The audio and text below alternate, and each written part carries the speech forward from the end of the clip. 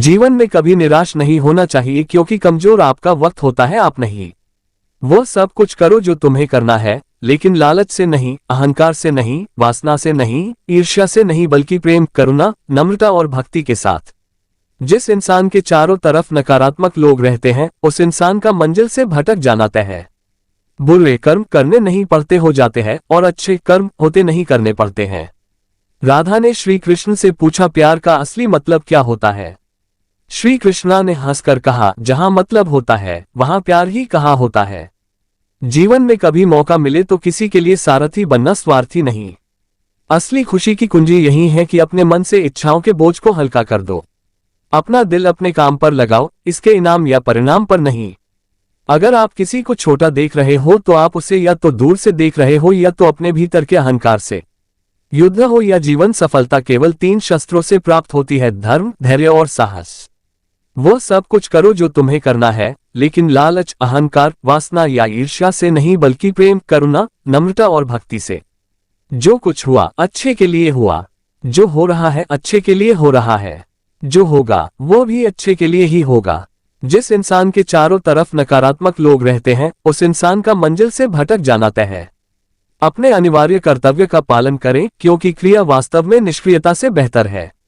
कल की फिक्र मत करो, जिस ईश्वर ने आज तक संभाला है वह आगे भी संभाल लेगा।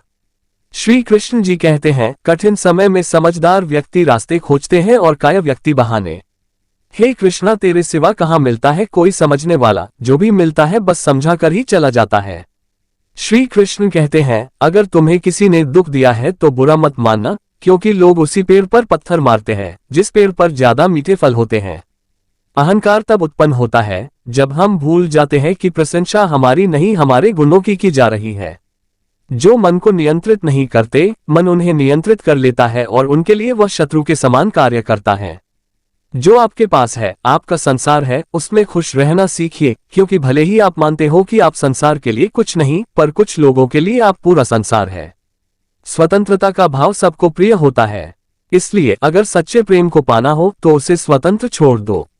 अपनी क्षमता को जानकर यदि पूरी दृढ़ता से हम कोई भी कार्य करेंगे तो वो अवश्य सफल होगा। अगर कुछ मांगने के लिए करोगे तो वो मित्रता नहीं, अगर कुछ पाने के लिए करोगे तो वो प्रेम नहीं। हमारे जन्म से ज्यादा हमारा भविष्य हमारे चयन पर निर्भर करता है, इसलिए अच्छी तरह से सोच समझकर चयन करना एक उज्जवल भविष्य के लिए अनिवार्य है।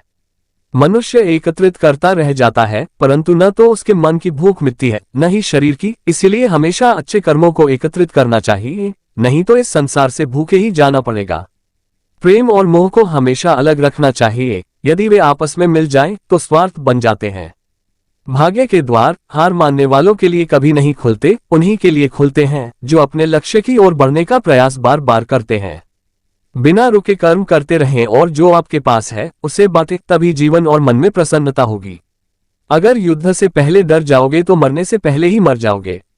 मन अशांत है और नियंत्रित करना कठिन है, किंतु प्रयास करने से इसे शांत किया जा सकता है। जो मान और सम्मान में सम है, मित्र और बेरी के पक्ष में भी सम है, वह पुरुष गुणातीत कहा जाता है। जिंदगी में हमारी समस्याओं का समाधान है सही ज्ञान का होना। हमारे भविष्य का आधार आज के यथार्थ लिए गए निर्णय पर निर्भर करता है। इंसान की सोच ही उसकी सबसे बड़ी पहचान है, वरना दुनिया में एक नाम के अनेक इंसान है।